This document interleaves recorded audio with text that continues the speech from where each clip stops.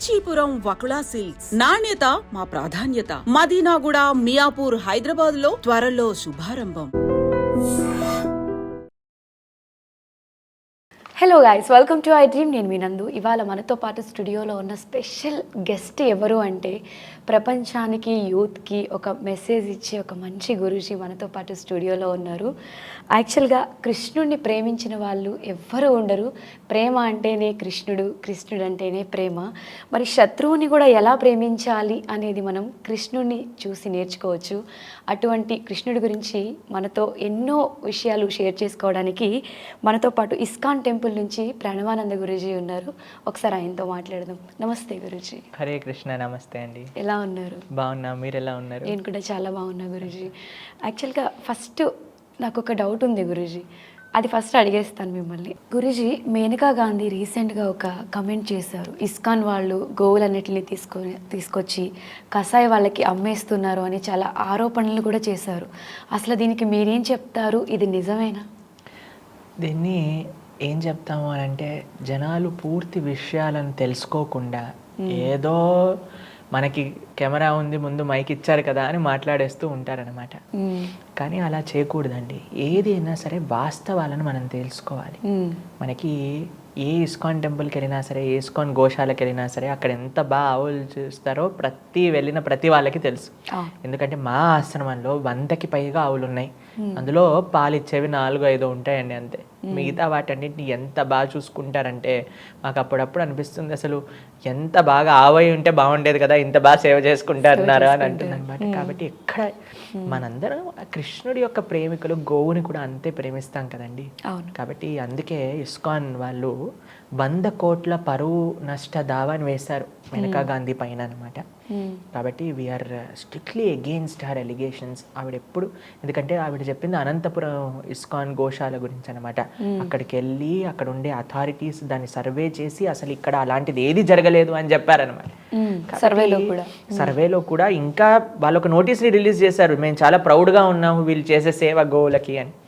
కాబట్టి ఎవరో ఏదో మిస్ ఇన్ఫర్మేషన్ని అలా మొత్తం బయటికి మీడియా ద్వారా చెప్పడం అనేది చాలా తప్పు పని. అలా చేయకూడదు ఎవరు కూడా.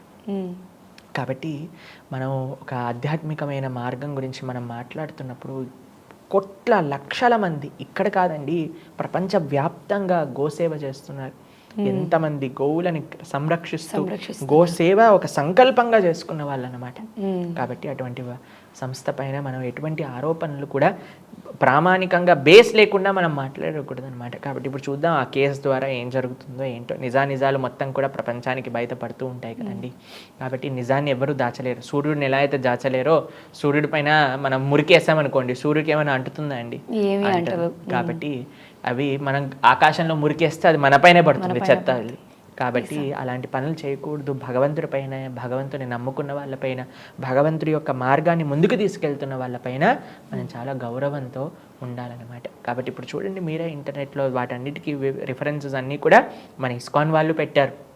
తర్వాత ఆ పరువు నష్ట దావాన్ని కూడా వేశారు 100 కోట్లది. కాబట్టి ఇప్పుడు ముందు తెలుస్తుంది ఏంటి నిజాలన్నీ కూడా బయటపడతాయి.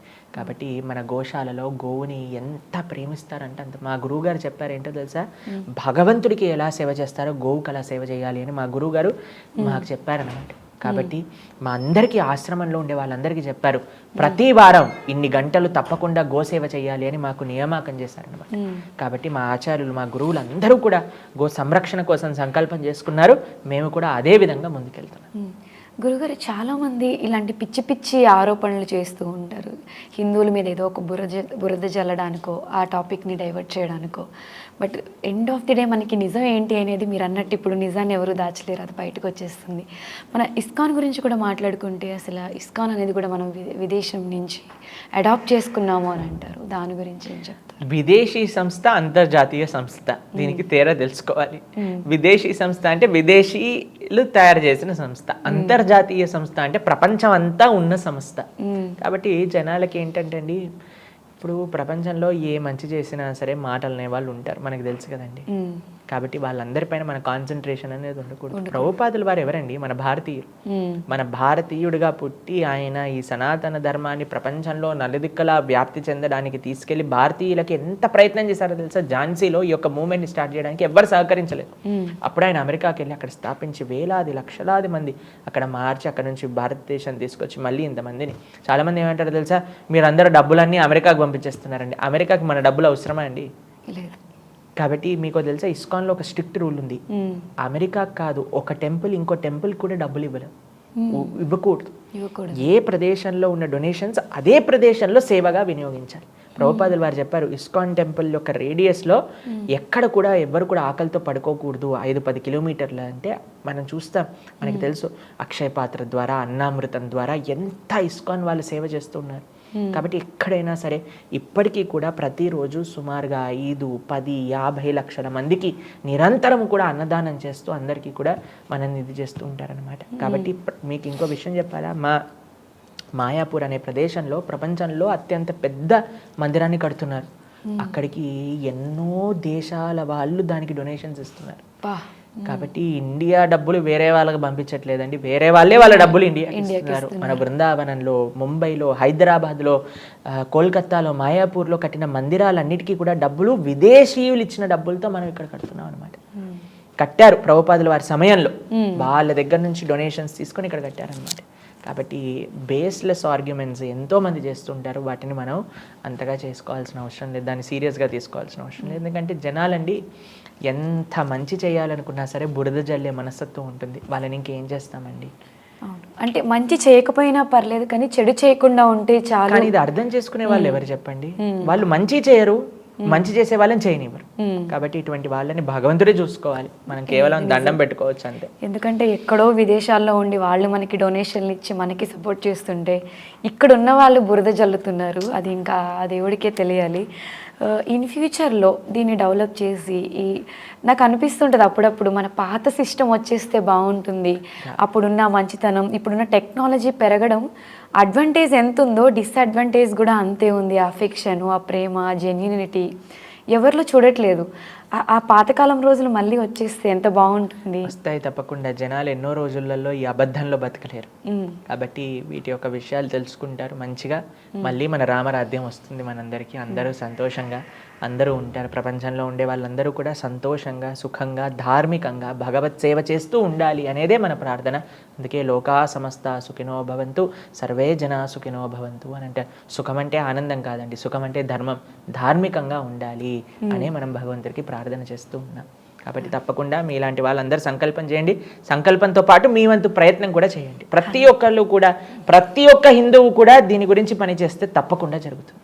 100కి 1000% నేనైతే దీనికి సపోర్ట్ చేస్తాను. మా డ్రీమ్ ఆడియన్స్ కూడా సపోర్ట్ చేస్తారు డెఫినెట్గా. చాలా సంతోషం అమ్మా. ఎక్కువ ధర్మ మార్గంలోనే నడిచే వాళ్ళకి కష్టాలు ఎక్కువ వస్తాయి అని అంటారు కాదు, అది నిజం కూడా. అది ఎందుకు అంటారు? ధర్మ మార్గంలో నడిచే వాళ్ళకి కష్టాలు ఎక్కువగా వస్తాయి అంటూ ఉండదండి. ఇప్పుడు చూడండి, మనం ఇప్పుడు ధార్మికంగా ఉన్నాం, మరి మనం ముందు చేసిన కర్మ ఉంది కదా, అది మనకి వస్తుంది కదా. మరి ఇప్పుడు మీరు ఎప్పుడైనా చూసారనుకోండి, ఏదైనా మీకు ఒక ఎగ్జాంపుల్ చెప్తాను. ఎప్పుడైనా మీరు గ్రెయిన్స్ స్టోర్ చేసే స్టోర్ హౌస్ చూసారా? అక్కడ పైన ఒక తలుపు ఉంటుంది, కింద ఒక తలుపు ఉంటుంది. పైనుంచి గ్రెయిన్స్ అని వేస్తూ ఉంటారనమాట, కింద నుంచి తీస్తూ ఉంటారు. కాబట్టి ఫస్ట్ మనం ఏం వేస్తామో అది కింద నుంచి ఫస్ట్ వస్తుంది, లాస్ట్ ఏం వేస్తామో అది లాస్ట్ వస్తుంది. కాబట్టి ఇప్పుడు మనం ధార్మికంగా ఉన్నాం కాబట్టి మాకు కష్టాలు రాకూడదు అని అంటే ముందు వేసింది ఉంది కదా, అది బయటికి వస్తుంది కదా. దాని తర్వాత ఇప్పుడు మనం ధార్మికంగా ఉన్న మంచి ఫలితాలు మళ్ళీ వస్తాయి, కానీ తప్పకుండా వస్తాయి. ఇప్పుడు చాలా మంది అంటారు, ప్రభుజీ వీళ్ళు దుర్మార్గులు, ప్రభుజీ అన్యాయం చేస్తున్నారు, ఆనందంగా ఉన్నారు. ఇప్పుడు మీ కళ్ళకి దుర్మార్గంగా ఉన్నారనిపిస్తారు. ఇంతకుముందు ధర్మాత్ములేమో, వాళ్ళ ధర్మం ఇప్పుడు బయటికి వస్తుంది పుణ్యం రూపంలో. కాబట్టి పాప పుణ్యాలు ఎవ్వరు ఎలా చేస్తే అలా అనుభవించాల్సిన అవసరం ఉంది. కాబట్టి మనకి ఇప్పుడు మనం చూస్తే ప్రభుజీ మరి వీళ్ళు ఇంత సంతోషంగా ఉన్నారే, అధర్మంగా ఉన్నారు కదా అని అంటే వాళ్ళకు కూడా సమయం వస్తుంది, మనకు కూడా సమయం వస్తుంది. ముందు ముందు ఎవరు చూడలేదు కదండి, మీరు చూడలేదు, మేము చూడలేదు. కాబట్టి ముందు ముందు ఉంటాయి. అందుకే మనం చెప్పేది ఏంటి అంటే ఎప్పుడు ధార్మికంగా ఉండాలి. కాబట్టి అయ్యా మాకెందుకు ఇలా ప్రాబ్లమ్స్ వస్తున్నాయి, మేము ధార్మికంగా ఉండము అని అంటే నెక్స్ట్ ఫ్యూచర్ కూడా అలానే ఉండబోతుంది అనమాట. కాబట్టి ఏది మంచి ఏది చెడు అని చెప్పటం ఈ ప్రపంచంలో కష్టం. ఏది వచ్చినా సరే అది భగవంతుడు మనకి ఇచ్చే ఒక అనుగ్రహంగా స్వీకరించి జీవితంలో నమ్మకంతో ధైర్యంతో ముందుకెళ్ళటమే ఒక మంచి ధర్మము అని అంటే. మీకు ఒక విషయం చెప్తాను. మీకు మహాభారతంలో కుంతీదేవి గురించి తెలుసా? పాండవుల యొక్క తల్లి. పాండవులకి ఎన్ని కష్టాలు వచ్చాయండి మీరు చూసారు కదా.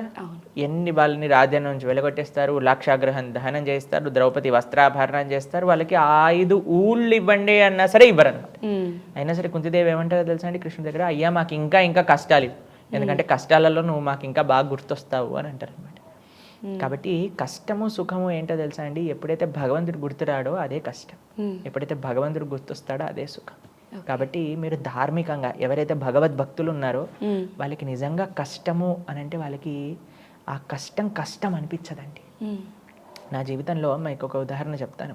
మాకు ఒకరు ఫోన్ చేసి చెప్పారనమాట, అబ్బాయి ఈయన చాలా అంటే చాలా కష్టపడుతున్నారు, ఈవిడ అనారోగ్యంతో ఉంది, చాలా పరమ కృష్ణ భక్తురాలు, మీరు మాట్లాడండి ఒకసారి అంటే మేము ఫోన్ చేసి అమ్మ మీ ఆరోగ్యం బాగుండాలి అని చెప్తే ఆవిడ ఏమన్నారు తెలుసా, ప్రభుజీ ఆరోగ్యం కోసం ప్రార్థన చేయకండి ప్రభుజీ, ఈ రోజు ఉంటాను రేపు పోతా, ప్రార్థన చెయ్యాలి మా కోసం, మమ్మల్ని ఆశీర్వదించాలి మీరు అని అంటే మాకు ఎప్పుడు కృష్ణుడు గుర్తుండాలి అని ఆశీర్వదించండి అని చెప్పారనమాట.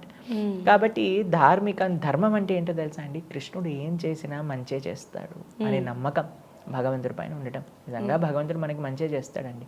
ఎందుకు చేస్తున్నాడు ఏంటి అనేవన్నీ కూడా మనకి సమయం రివీల్ చేస్తుంది. కాబట్టి మనం ధైర్యంతో ఓపికతో నమ్మకంతో ధార్మికంగా ఉండాలి.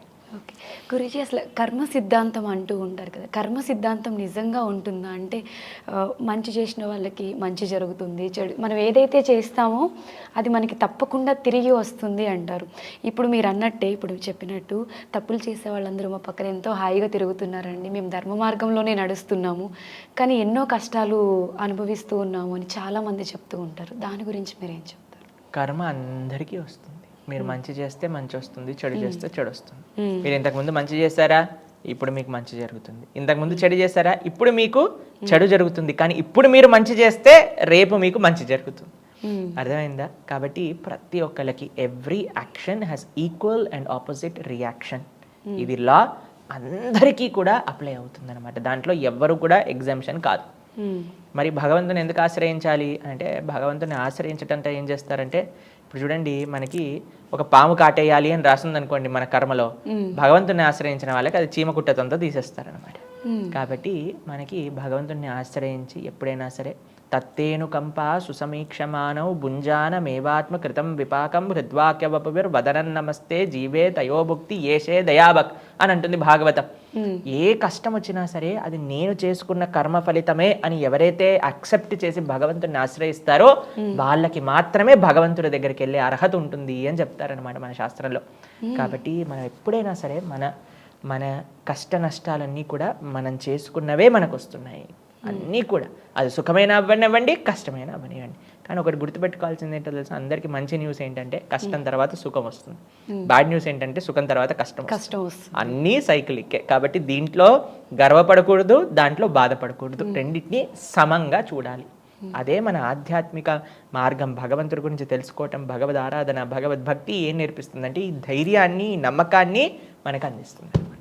ఓకే, చాలా అద్భుతంగా వివరించారు గురూజీ. రామాయణంలో రాముడు ఏకపత్ని వ్రతుడు, మరి మన కృష్ణతత్వంలో కృష్ణుడు బహుభార్య తత్వం ఉంది కదా, దాని గురించి మీరు ఒక్కసారి.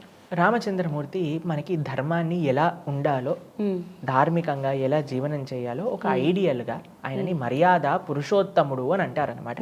ఆ విధంగా భగవంతుడు వచ్చాడు. కృష్ణుడు మర్యాద పురుషోత్తముడు కాదు, కృష్ణుడు లీలా పురుషోత్తముడు. అంటే ఆ భగవత్ తత్వాన్ని, ఆ భగవత్ వైభవాన్ని, ఆ భగవత్ విభూతిని చూపించడానికి వచ్చారనమాట. కాబట్టి ఇవి చిన్నప్పటి నుంచి అంతెందుకండి, కృష్ణుడు పుట్టినప్పుడే శంఖచక్ర గదా పద్మములు ధరించి ఆవిర్భవించారు. దాని తర్వాత మనకి తెలుసు చిన్న పిల్లవాడుగా ఉన్నప్పుడు గోవర్ధనాన్ని ఎత్తాడు. దాని తర్వాత మనకి తెలుసు ఒక పెద్ద అరణ్యంలో మొత్తం ఫారెస్ట్ ఫైర్, కారు చిచ్చు ఏర్పడినప్పుడు అంటూ మొత్తం ఫైర్ని నోట్లోకి తీసేసుకున్నారనమాట. ఒక పెద్ద విషపూరితమైన పాము వచ్చింది కాళియా అని, వాటిపైన నృత్యం చేశారు. కాబట్టి జనాలందరూ కూడా కృష్ణుడు భార్యల్ని పెళ్లి చేసుకున్నారు, మేము కూడా ఆ మార్గంలో వెళ్తామంటే ఫస్ట్ నువ్వు పాము పైన డాన్స్ చేసి చూపించు, గోవర్ధనాన్ని ఎత్తి చూపించు, తర్వాత పెళ్లి చేసుకుంది. కాబట్టి మనకి కృష్ణుడు ఎంతమంది పెళ్లి చేసుకుంటే మనకేంటండి, మనల్ని ఏమైనా డబ్బులు అడిగారా వాళ్ళని చూసుకోవడానికి? లేదు కదా. కాబట్టి వాళ్ళు ఎప్పుడు కూడా గొడవలు కూడా రాలేవు. మీకు ఎప్పుడైనా విన్నారా అండి కృష్ణుడు భార్యలలో గొడవలు వచ్చాయి, వాళ్ళు ఏమైనా డైవర్స్ పిటిషన్ ఫైల్ చేశారని? వాళ్ళు బ్రహ్మాండంగా చూసుకున్నారు. 16,108 భార్యల్ని బ్రహ్మాండంగా ఒకే ఒక్క టైంలో అందరితో 16,108 స్వరూపాలతో ఉన్నారు. లేకపోతే మేము ఇప్పుడు చూడండి, ఒకదాని తర్వాత ఒక ప్రవచనం ఇవ్వాల్సి వస్తుంది. మాకు కూడా అదే శక్తి ఉంటే 10 చోట్ల 10 ప్రవచనాలు ఇచ్చేవాళ్ళమే. లేదు కదా. అందుకే మనం మనుషులమయ్యా, ఆయన భగవంతుడు అయ్యాడు. కాబట్టి ఆయన లీలా పురుషోత్తముడు. ఆయన చేసినవన్నీ అన్ని అద్భుతమైన ఆధ్యాత్మిక లీలలు. ఏంటి 16,108 మందిని వివాహం చేసుకొని ఆయన మనకు చూపించేది ఏంటి అని అంటే, ఎంతమందినైనా సరే ఆయన సంరక్షించగలుగుతారు, ఆయన ఎంతమంది బాధ్యత అయినా స్వీకరించగలుగుతారు అని ఆ శక్తిని చూపిస్తున్నాను అనమాట. కాబట్టి ఈ ప్రపంచంలో అయ్యా ఇంతమంది కృష్ణ భక్తులు ఉన్నారు, మళ్ళీ నేను పిలిస్తే భగవంతుడు వస్తాడా అంటే తప్పకుండా వస్తాడు. ఎన్ని వేల మంది, ఎన్ని లక్షల మంది అయినా సరే నేను చూసుకోగలుగుతాను అనే మనకు భరోసా ఆ లీల ద్వారా మనం భగవంతుడి దగ్గర నుంచి పొందుతున్నాం అనమాట. కాబట్టి నిస్సంకోచంగా మనం భగవంతుడిని ఆరాధన చేయవచ్చు.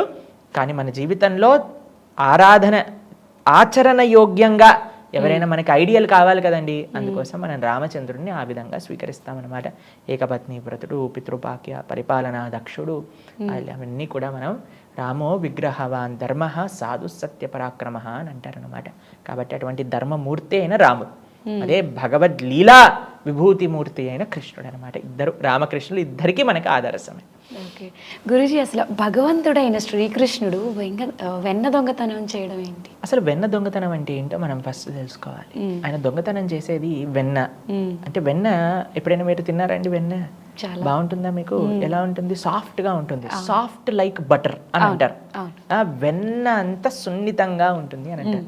ఆయన వెన్న దొంగతనంతో చూపించేది ఏంటి అని అంటే, మన మనస్సు.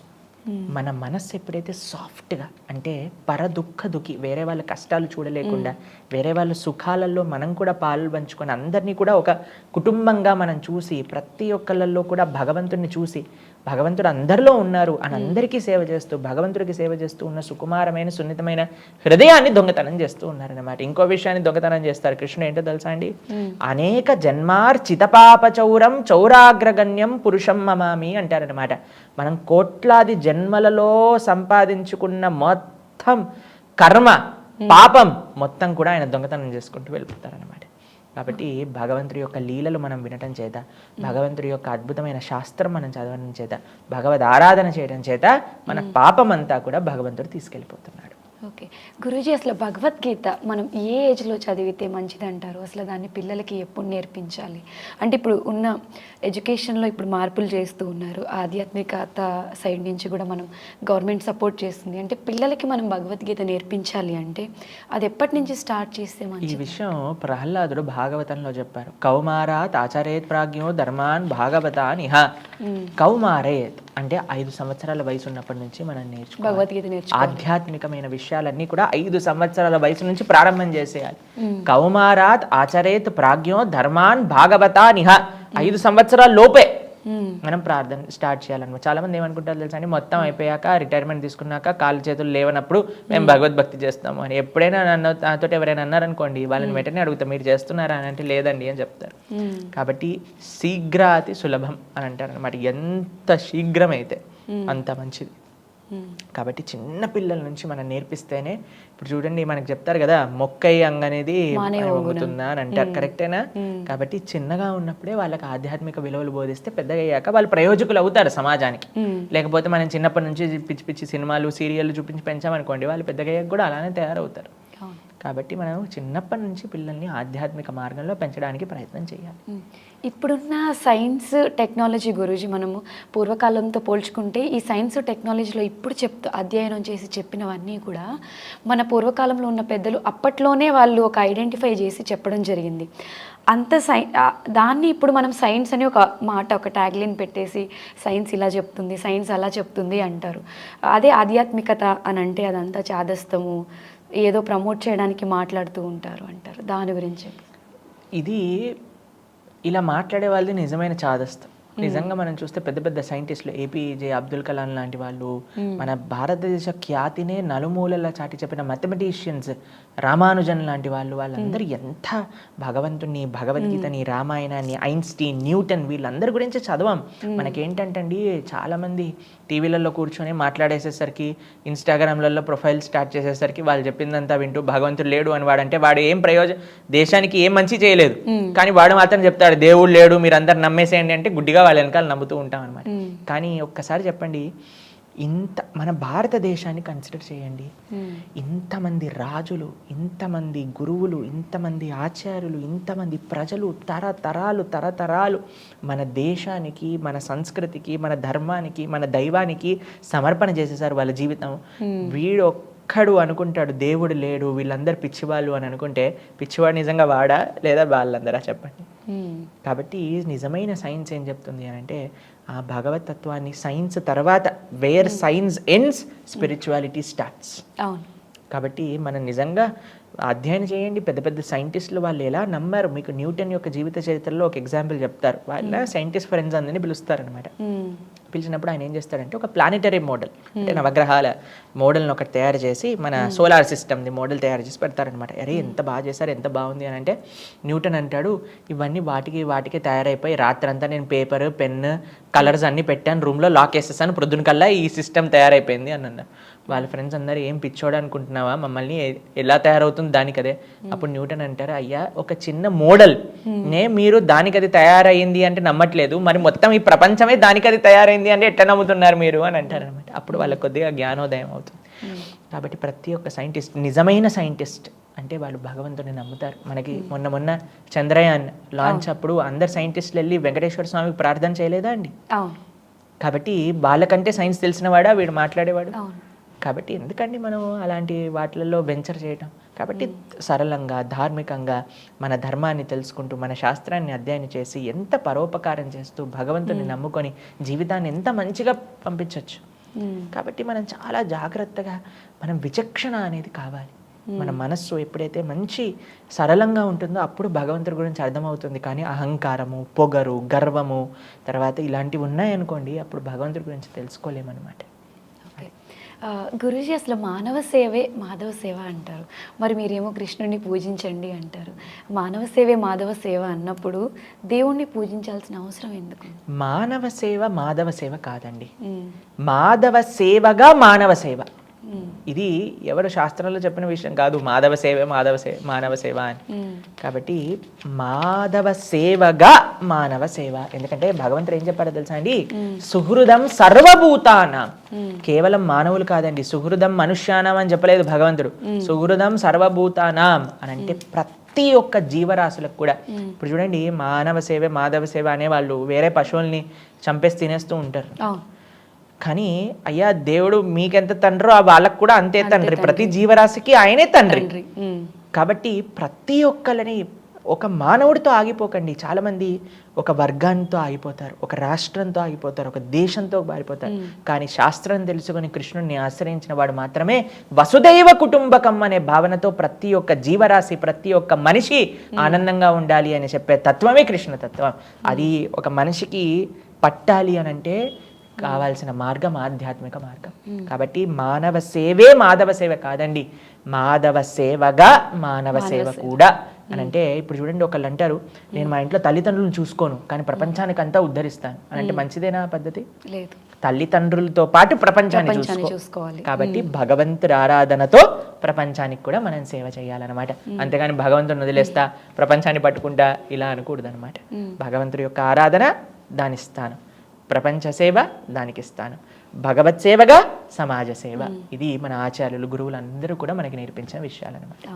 గురుజీ, చాలామంది ఇప్పుడున్న జనరేషన్లో ఆ గుడికి వెళ్ళిన కాసేపు, ప్రవచనాలు విన్న కాసేపు బాగానే ఉండరు. వన్స్ ఆ టెంపుల్ నుంచి, ఆ ప్రవచనాల నుంచి బయటకు వచ్చిన తర్వాత పక్కన మనిషి ఎదుగుతున్నాడు అంటే ఈర్ష, కుళ్ళు, ఇవన్నీ వాడిని, ఒక మనిషి పైకి ఎదుగుతున్నాడు అంటే వాళ్ళని ఎలా కిందకి లాగాలి అనే మనస్తత్వంతోనే చాలామంది ఉన్నారు ఈ జనరేషన్లో.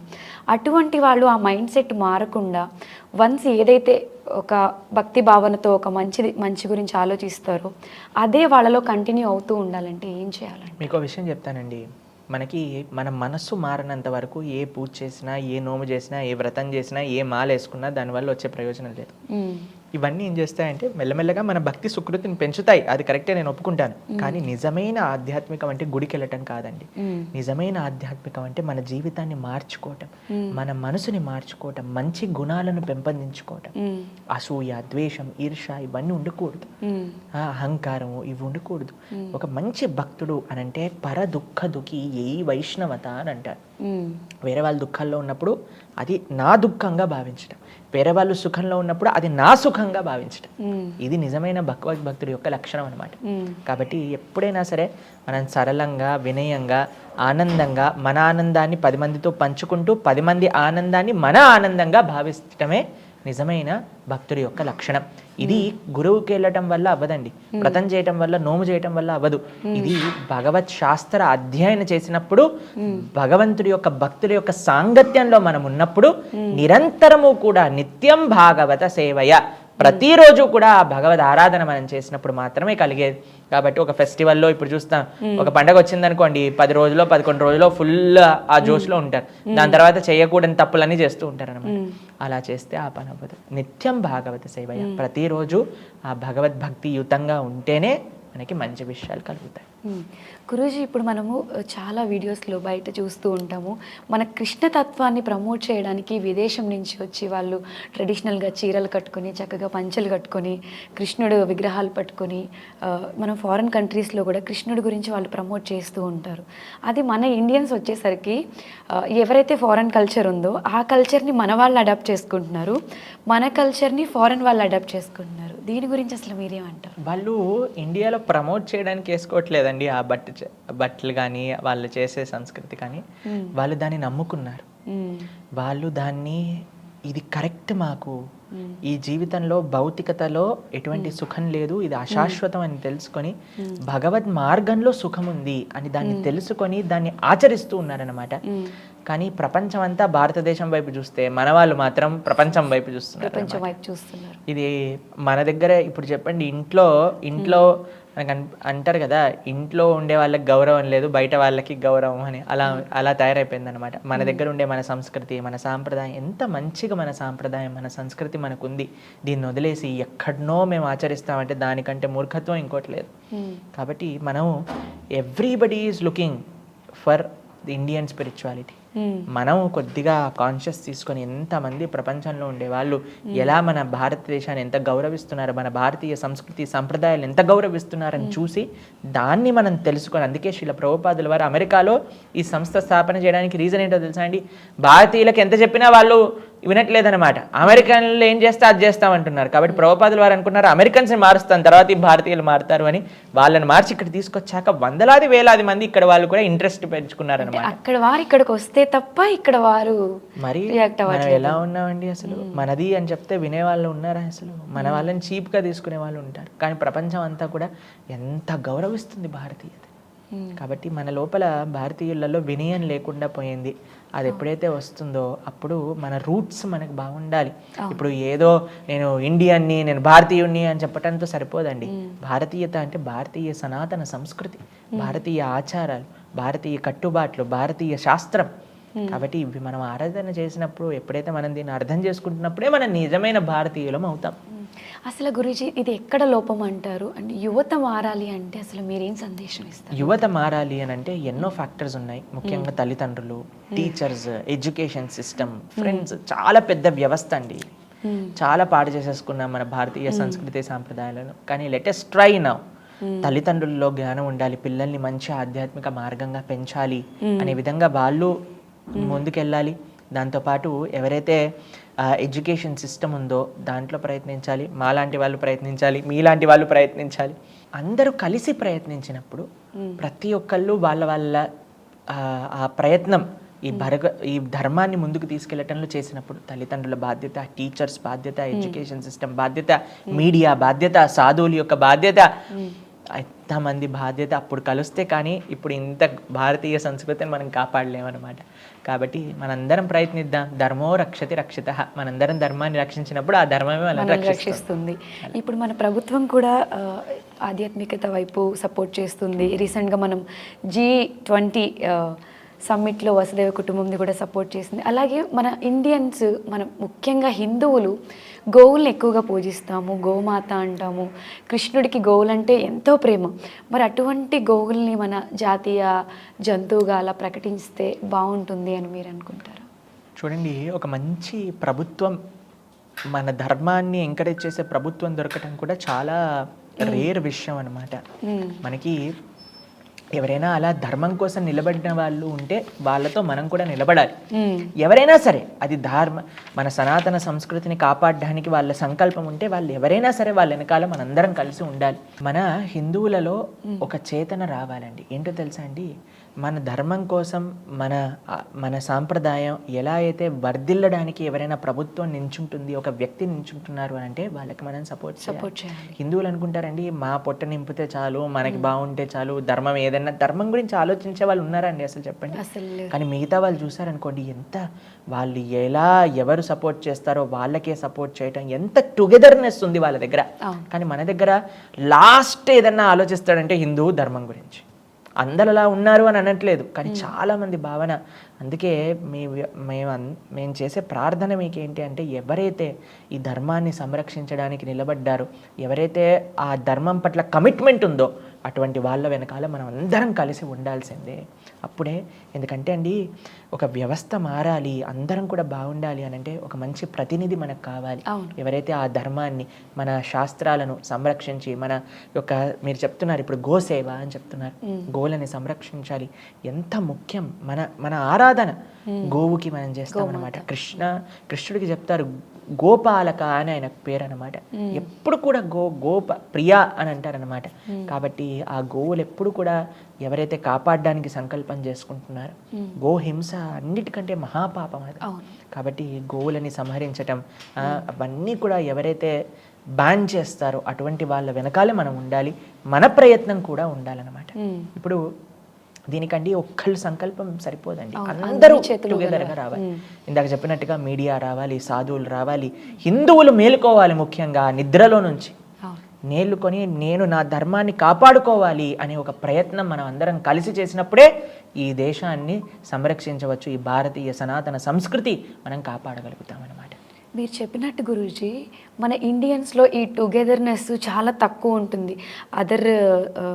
మన కంట్రీస్ నుంచి చూసుకుని వచ్చి క్రిస్టియన్స్ కానివ్వండి, మా మతంలోకి డబ్బులు ఇచ్చి జాయిన్ చేసుకోవడం కానివ్వండి, అంటే హిందువులు అయ్యుండి మన సంస్కృతిని, మన సాంప్రదాయాల్ని మనం కాపాడుకోకుండా ఎక్కడో వచ్చిన కల్చర్ని దేన్నో తీసుకుని వచ్చి అడాప్ట్ చేసుకొని దాన్ని ప్రమోట్ చేస్తూ ఉన్నారు. మన హిందువులు ఎవరూ కూడా మీరు హిందూయిజంని కాపాడండి, దీన్ని ప్రమోట్ చేయండి, దీన్ని మీరు బుర్రలోకి ఎక్కించుకోండి అంతలా ఎవరు చెప్పరు. సో దీనివల్ల దీన్ని ఇలానే మనం ప్రమోట్ చేసుకోకుండా, మనం కాపాడుకోకుండా ఉంటే కొన్ని సంవత్సరాల తర్వాత, అసలు కొన్ని ఇయర్స్ తర్వాత హిందూయిజం అనేది అసలు అంటే చరిత్రలో చెప్పుకోవాల్సిన వచ్చే సిచ్యువేషన్. కొన్ని సంవత్సరాలు కాదమ్మా, ఇప్పటికీ ఆ పరిస్థితి ఉంది. ఎన్నో ప్రాంతాలలో మన అస్తిత్వం లేకుండా ఉంది. చాలా ప్రాంతాలలో మీరు చూడండి, ఇంటర్నెట్లో మీకు తెలుస్తుంది ఈ విషయాలని. ఎంతోమంది ఎంతో ప్లాన్ ప్రకారంగా వాళ్ళు ముందుకెళ్తున్నారు. ఏ పని చేయాలన్నా వాళ్ళు వెనకాడరు. వాళ్ళ విషయాలన్నీ కూడా జనాల్లోకి తెలిసి ఏదో మాయ మాటలు చెప్పు, పిచ్చి పిచ్చి మ్యాజిక్లు చూపించో మనం టీవీలలో చూస్తాం కదండి. కానీ మనం అలాంటి స్థాయికి దిగజారలేము ఎప్పుడు కూడా. మన ధర్మం ఏంటో తెలుసా అండి, మంచిగా భగవద్గీత, రామాయణ, పురాణాలన్నింటినీ కూడా చెప్తాం.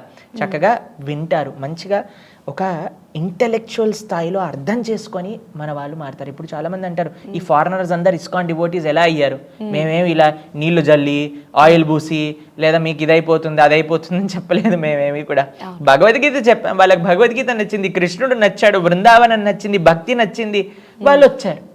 అంతేకాని వేరే దేవతల్ని దూషించి మనము ఏదో ఒక విధంగా పిల్లల్ని మై మార్చి డబ్బులు ఇచ్చి ఇలాంటి దిగజారి స్థాయికి మనం ఎప్పుడు కూడా దిగలేము అనమాట. కాబట్టి మనం మన ధర్మాన్ని నిజంగా మీరు చెప్పినట్టుగా కాపాడుకోవాలి. దాంట్లో అందరం కలిసి ప్రతి ఒక్కళ్ళు కూడా, ప్రతి ఒక్క హిందూ ఆధ్యాత్మికవేత్త కేవలం కూడా మీరు ఇచ్చేయండి, మీకు ఈ డబ్బులు వస్తాయి, ఇచ్చేయండి, ఈ కష్టాలు పోతాయి అని మనం దేవుణ్ణి కేవలం కష్టాలు ఒక ఏటీఎం మషీన్గా, ఒక పనివాళ్ళ ఇంట్లో ఉన్నట్టుగా మనం వాడుకుంటే అది ఎవ్వరికీ మంచిది కాదమ్మా. మన శాస్త్రం ఏం చెప్తుంది, మానవ జీవితం ఎందుకు వచ్చింది, ఎలా తరింపజేసుకోవాలి, ఎంత గొప్ప సనాతన సంస్కృతి అనే విషయాలు శాస్త్రం నుంచి చెప్పడానికి ప్రయత్నం చేసి ప్రతి ఒక్కళ్ళు కూడా చక్కగా ఆ విషయాలలో జాగరూకం చేసినప్పుడే మన ధర్మం అనేది నిలబడుతుంది. లేకపోతే ఏముందండి, మీరు కోరికలు కోరికలు కోరికలు అని చెప్తే వాడు అంటాడు మా దేవుడు ఇంకా బాగా కోరికలు తీరుస్తారంటే అక్కడికి వెళ్ళిపోతారు. అన్నిటికంటే లీస్ట్ ఒక మనిషి చేసే పని ఏదన్నా ఉంటే దేవుడిని అడగటం. ఎందుకంటే ఇంత ఇచ్చిన వాడిని ఇంకా అడుగుతున్నామంటే ఇంకా వాడిని ఏం చెప్పలేమన్నమాట. కాబట్టి భగవంతుడు ఎంత చేశాడు, ఆయన చేసిన దానికి కృతజ్ఞత తెలుపుకోండి, ఆయన చేసిన దానికి ఆయనకి సేవించండి అని మనం చెప్తున్నాం. కాబట్టి మన ధర్మం మంచి ధర్మం కాబట్టి ఇప్పటికీ ఎవరిపైన అటు ప్రలోభాలు పెట్టి ఇటు మాయలు చేసి మనం ఎప్పుడు కూడా మన ధర్మాన్ని ముందుకు తీసుకెళ్ళలేదు. అసలు అది మనకి అవసరం కూడా లేదు కదా గురుజీ. మన రామాయణం కానివ్వండి, భగవద్గీత, భారతం నుంచి మన భారత భాగవత రామాయణాలు చెప్తూ ఉండండి, మన ధర్మం ఆటోమేటిక్ గా కాపాడబడుతుంది. కాబట్టి మనం చేస్తున్న సేవ అదే, మనం ఇప్పుడు చేస్తున్నది కూడా అదే. శాస్త్రాన్ని చెప్తూ ఉన్నాం, ఈ శాస్త్రాన్ని విని ఎంతో మంది మారుతారు. మనం ఏం మ్యాజిక్ చూపించాల్సిన అవసరం లేదు, ఏమి పిచ్చి పిచ్చి వేరే ధర్మాలను మనం మాటలు అనాల్సిన అవసరం లేదు. చూడండి అప్పుడప్పుడు వాళ్ళు ఎలా దూషణ చేస్తూ ఏవేవి స్థాయికి దిగుబడి జారిపోతారన్నమాట. మన ధర్మం ఒకళ్ళు కత్తి చూపించి మార్చారు, ఇంకొకళ్ళు మ్యాజిక్ చూపించి మార్చారు. కానీ మనం మాత్రం శాస్త్రాన్ని శాస్త్రీయంగా ప్రమాణంగా మాట్లాడి ఇప్పటికీ 1000 సంవత్సరాల తర్వాత కూడా మన ధర్మం మిగిలింది అని అంటే మన ధర్మం యొక్క గొప్పతనం చెప్పుకోండి. ఎన్ని చేసినా మన ధర్మాన్ని మన పూర్వీకులు కాపాడారు. కానీ ఇప్పుడు ఈ జనరేషన్, మనం ఉన్న జనరేషన్ ఏదో వాళ్ళ యొక్క భౌతిక కోరికల వల్ల ఈ ధర్మాన్ని నాశనం చేస్తున్నారు. బాహ్యమైన శక్తి ఈ ధర్మాన్ని ఎప్పుడు ఏం చేయలేకపోయింది, కానీ మన వాళ్ళే మన ధర్మాన్ని నాశనం చేస్తున్నారు. కాబట్టి ఈ ధర్మ పరిరక్షణ కోసం మనందరం ఒక సంకల్పంతో ముందుకెళ్ళాలి. తప్పకుండా ఆ భగవంతుడి యొక్క దయ వల్ల తప్పకుండా జరుగుతుంది. అసలు ఇంత చిన్న ఏజ్లో మీరు చేస్తున్న ఈ కృషి ఏదైతే ఉందో నిజంగా మీకు చేతులెత్తి దండం పెట్టచ్చు గురుజీ. అంతా భగవంతుడి యొక్క దయ, ఆచార్యులు గురువుల యొక్క దయ. ఇప్పుడు చూడండి, ఏది చేయాలన్నా సరే స్వామి దయ ఉంటే కదండి మనం చేయగలుగుతాం. కాబట్టి ఆ భగవంతుడి యొక్క దయ వల్లనే ఏదైనా జరుగుతుంది. కాబట్టి మేమేం చేయట్లేదు, ఆ స్వామి ఏదో ఒక కొద్దిగా సేవ ఆయన శక్తి వల్ల మేము చేయడానికి ప్రయత్నం చేస్తున్నాం. అందరి తోడ్పాటు ఉంటే ఇంకా బ్రహ్మాండంగా చేయగలుగుతాం. డెఫినెట్గా గురూజీ కృష్ణుడిని ఒకే కులానికి పరిమితం చేస్తారు, కృష్ణుడిని నల్లనయ్య అంటారు, క్యాస్ట్లు డివైడ్ చేస్తారు. అసలు ప్రస్తుతం మనం సమాజంలో చూసుకుంటే కులమతాల గురించి గొడవలు ఎక్కువైపోతున్నాయి. దేవుణ్ణి కూడా కులమతాలతో కంపేర్ చేసి ఈయన మా క్యాస్ట్ దేవుడు, ఈయన మీ క్యాస్ట్ దేవుడు అనే ఇష్యూస్ కూడా తీసుకొస్తున్నారు. దీని గురించి మీరు ఏం చెప్తారు? అన్నిటికంటే అజ్ఞానం ఇది. భగవంతుడికి అసలు మనకే ఏ క్యాస్ట్ లేదండి. సనాతన ధర్మంలో కుల వ్యవస్థ లేదు, వర్ణ వ్యవస్థ ఉంది. చాతుర్వర్ణం మయా సృష్టి గుణ కర్మ విభాగశ. 4 వర్ణాలను సృష్టించిన వాడికే వర్ణాన్ని ఆపాదిస్తామండి మనం. భగవంతుడు ఏ గుణానికి అతీతమైన, కాబట్టి ఆయన అద్భుతమైన స్వరూపం, సచ్చిదానంద స్వరూపం. ఈయన మావాడు, ఆయన మీవాడు, ఇలా దేవుణ్ణి వీటన్నిటికీ కారణం ఏంటో తెలుసా అండి? అహంకారం, అవిద్య. నా అనే, ఇప్పుడు చూడండి, నా కులం గొప్పది అని ఎందుకు అనిపిస్తుంది? నువ్వు ఆ కులానికి చెందినవాడి కాబట్టి. నా రాష్ట్రం, నేనిది, నేనది, నా వాళ్ళు, నాది నాది. అన్నిటికంటే పెద్ద రోగం ఏంటో తెలుసా మనిషికున్నది? నాది నేను అనుకోవటమే. ఎప్పుడైతే నాది నేను పోతుందో అప్పుడే మనం అర్థం చేసుకోవచ్చు భగవంతుడిని. దీన్ని ఏమంటారు తెలుసా అండి? గోకరహ అని అంటారు, గాడిద బుద్ధి అని అంటారు భాగవతంలో, ఎవరైనా నాది నేను అని అనుకున్న వాళ్ళు ఉంటే.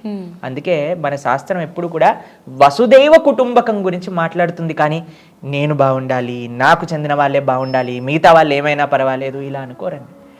కాబట్టి ఎంత ఉదాత్తమైన చరిత్ర మన సనాతన ధర్మానికి ఉంది. ప్రతి ఒక్కళ్ళు కూడా ఎవరైనా ఇలా ప్రార్థన చేస్తారండి? వసుదైవ కుటుంబకం, లోకా సమస్త సుఖినో భవంతు అని ఎవరైనా ప్రార్థన చేస్తారండి? ఎవరు చేయరు. ఎంత ఉదాత్తమైన సంస్కృతిని తీసేసి నా కులమని, నా రాష్ట్రమని, ఎంత చిన్న సంకుచితమైన మనస్సు స్థాయికి తీసుకొచ్చేస్తారు.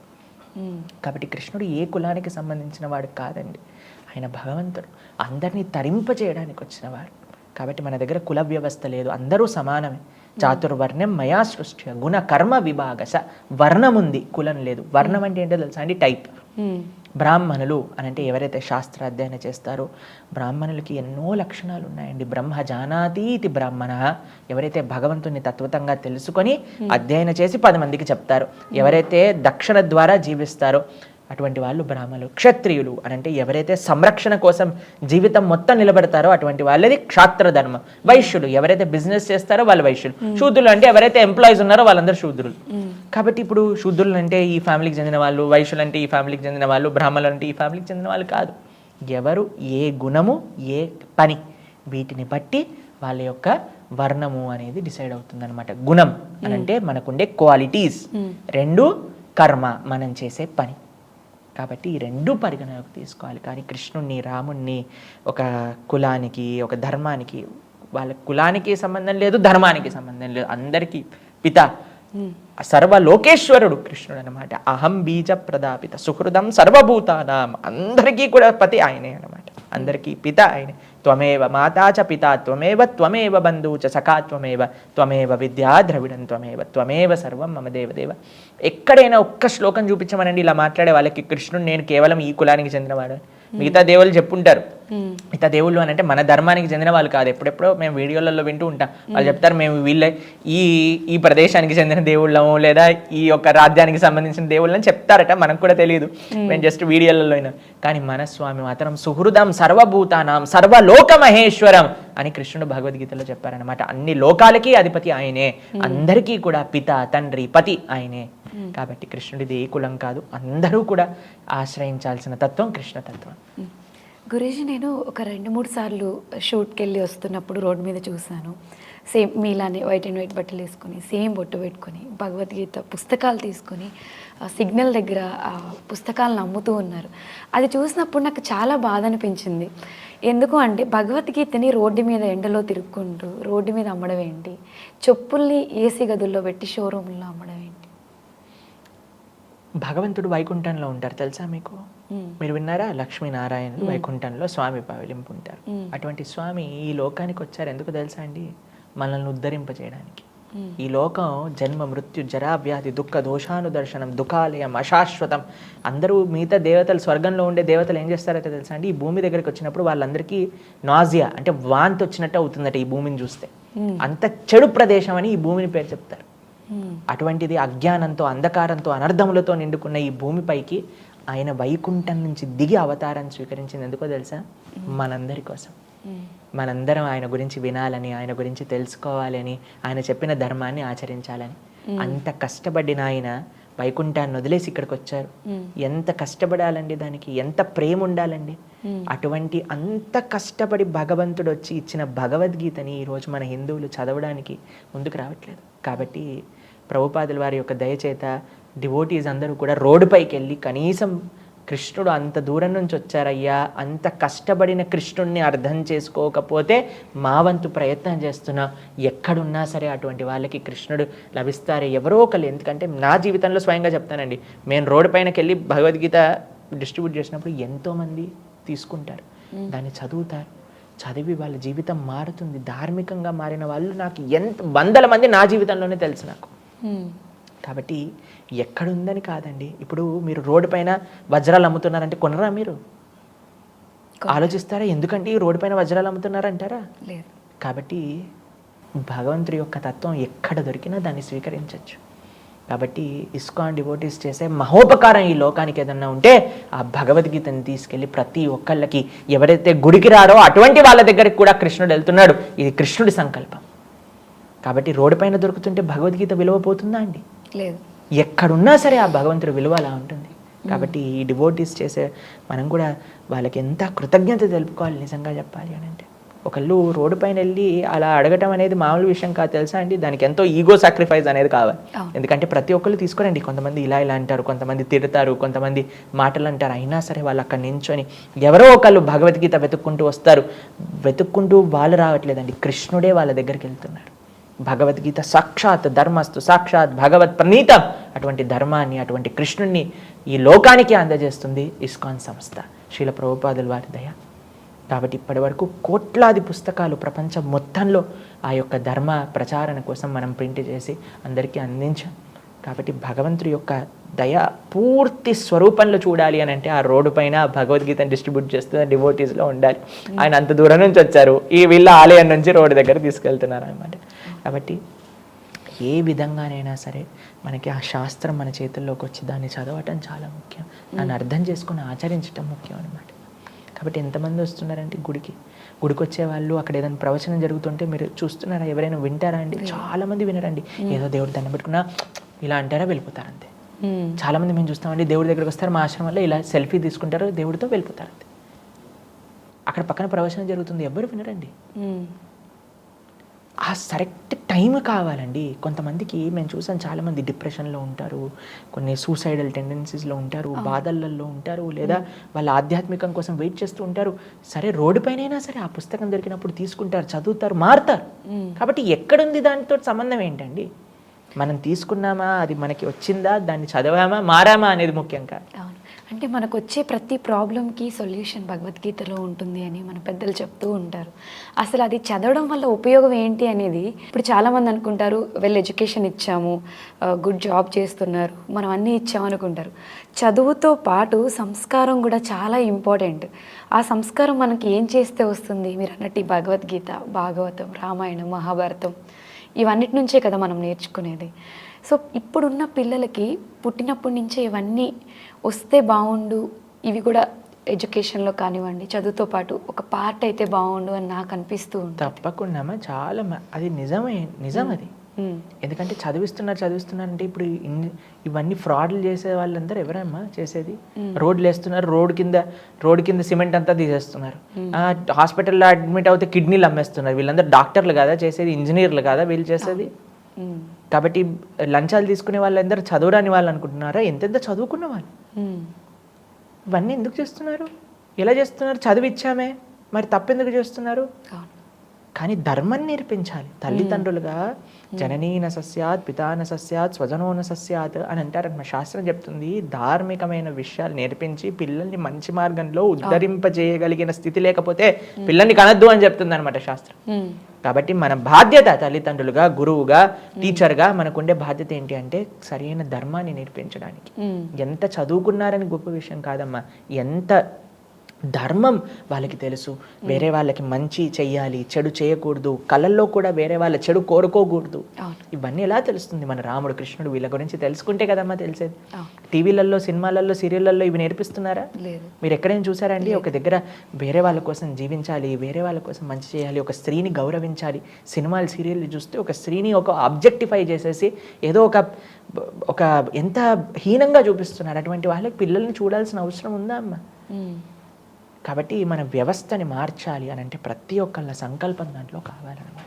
డెఫినెట్గా గురించి రీసెంట్ టైమ్స్లో మన రాజకీయ నాయకులు, ఎంతో ఫేమస్ వాళ్ళు కూడా సనాతన ధర్మం గురించి కమెంట్ చేయడము, అసలు దాన్ని తీసేస్తే బాగుంటుంది ఇలాంటి మాటలు మాట్లాడుతున్నారు. మంచి అనేది తగ్గిపోయిన రోజుల్లో అంత పెద్ద పెద్ద పొజిషన్లో ఉన్న వాళ్ళు ఇలాంటి కమెంట్స్ చేయడం వల్ల పబ్లిక్కి చాలా ఎఫెక్ట్ అనేది జరుగుతుంది. వాళ్ళని ఆ పొజిషన్లో పెట్టిన మనకి తప్పది. ఎవరైతే మన ధర్మాన్ని దూషిస్తున్నారో, ఎవరైతే మన ధర్మం కోసం నిలబడరో అటువంటి వాళ్ళని మనం ఎన్నుకోవాల్సిన అవసరం లేదు. ఎవరైతే ధర్మాన్ని కోసం ఉంటారో వాళ్ళకే మన యొక్క మద్దతు అనేది తెలపాలి. కాబట్టి వాళ్ళు ఏ బలం చూసుకొని మాట్లాడుతున్నారు అని అంటే మేము ఏం చేసినా పర్వాలేదు, ఈ గుడ్డి వాళ్ళు మాకు ఓటేస్తారు డబ్బులు తీసుకొని అని మన ధర్మాన్ని, మన దేశాన్ని అమ్ముకున్న ప్రజలు ఉన్నారు కదా. ఇప్పుడు చూడండి ఎంత ఈజీ అయిపోయిందండి, ఎక్కడైనా సరే అమ్ముకోవటం. ధర్మాన్ని ఇంత డబ్బులు ఇస్తాను, మా ధర్మంలోకి మారిపోవంటే మారిపోతున్నారు. అసలు హిందువులలో అసలు ఎంత ఆ యొక్క జ్ఞానము, ఆ యొక్క నిష్ఠ, మనకి శివాజీ మహారాజ్, సాంబాజీ మహారాజ్, ఎంతమంది మహానుభావులు. మన ఆ పంజాబ్లో ఆ సిక్కులు వాళ్ళ పరంపరలో స్టోరీస్ మనం వింటాం.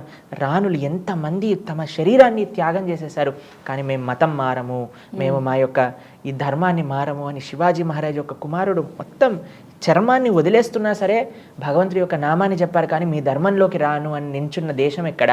కానీ డబ్బుల కోసం, చిన్ని కోరికల కోసం మాకు అదైపోయింది, మాకు ఇదైపోయింది అని మారిపోతున్న వాళ్ళు ఉన్నారు చూడండి. ఇది ఎక్కడ? కాబట్టి ఎప్పుడైతే హిందువు జాగరూకమై ధర్మాన్ని సంరక్షించిన వాళ్ళు, ధర్మం కోసం నిలబడే వాళ్ళకి మనం మద్దతు తెలుపుతారో అప్పుడు కానీ వాళ్ళకి తెలుస్తుంది, నేను ఏదన్నా మాట్లాడితే నేను ఇంకోసారి ఈ ప్రదేశంలో ఈ యొక్క స్థానంలో ఉండను అని తెలిసినప్పుడు. లేకపోతే నేను ఏం మాట్లాడినా వీడి ధర్మానికి వీడే ధార్మికం కాదు కాబట్టి నేనేం చెప్పినా చెల్లుతుంది అనే ధైర్యం వాళ్ళకి కల్పించింది ఎవరు? మనమే కదా. కాబట్టి మనం మారాలి. ఎవ్వరు ఈ ప్రపంచంలో మారుతారు అనుకునేది అబద్ధం. మార్పు మనతోటే స్టార్ట్ అవ్వాలి. మనం మారటమే ఈ ప్రపంచాన్ని మార్చటంలో మొట్టమొదటి అడుగు. గురూజీ, ఫైనల్గా మన హిందువులకి కొంతమంది మూర్ఖత్వంగా మన ధర్మాన్ని ఎవరైతే తగ్గిస్తున్నారో అటువంటి వాళ్ళకి మన ధర్మాన్ని మనం కాపాడుకుంటూ మీకు సపోర్ట్ చేయాలని నేను హార్ట్ఫుల్గా కోరుకుంటున్నాను. ఫైనల్గా మీరు ఆడియన్స్ అందరికీ ఏదైనా చెప్పాలి అంటే ఏం చెప్తారు? అందరూ కూడా మంచి మనస్సుతో ఈ శాస్త్రాన్ని, భగవంతుడు అందించిన ఈ అద్భుతమైన మన పూర్వీకులు అందించిన ఈ సంస్కృతి సాంప్రదాయాలని ఒక మంచి మనస్సుతో యాక్సెప్ట్ చేయండి, తెలుసుకోవడానికి ప్రయత్నం చేయండి. అది తెలుసుకొని దాన్ని ఆచరించటంలో ఉండే సుఖం మీకు మాటల్లో మేము చెప్పలేము. కాబట్టి ఆ ధర్మాచరణలో వచ్చే శాంతి, ఆ స్వాంతన, ఆ సుఖాన్ని మీరందరూ కూడా ఆ భగవత్ కృప ద్వారా పొందాలి. మీ అందరి కోసం కూడా మీ అందరినీ భగవంతుడు ఎల్లప్పుడూ కూడా చక్కటి కృపతో కాపాడాలి. మీ అందరికీ మంచి ధార్మిక చింతన లభించాలి అని భగవంతుడి యొక్క శ్రీచరణాలకు ప్రార్థన చేస్తున్నాను. ఇంత చిన్న వయసులో అంత ఎడ్యుకేటెడ్ అయ్యి ఉండి ఈ హిందూ ధర్మం కోసం మీరు ఏదైతే పోరాటం చేస్తున్నారో దేవుడు ఎప్పుడు కూడా మంచి వైపే ఉంటాడు, ఎంత ఫైట్ చేసినా కానీ ధర్మమే గెలుస్తుంది అనేది మనం మన పురాతనాల నుంచి నేర్చుకున్నాము. మీరు ఏదైతే కష్టపడుతున్నారో దానికి డెఫినెట్గా మా అందరి సపోర్ట్ కూడా ఉంటుంది. ఇలానే మీరు కృషి చేయాలి, ఎంతోమందిని మార్చాలి అని నేను చాలా హార్ట్ఫుల్గా కోరుకుంటున్నాను. Thank you so much. చాలా సంతోషం అమ్మ, చాలా ధన్యవాదాలు. హరే కృష్ణ.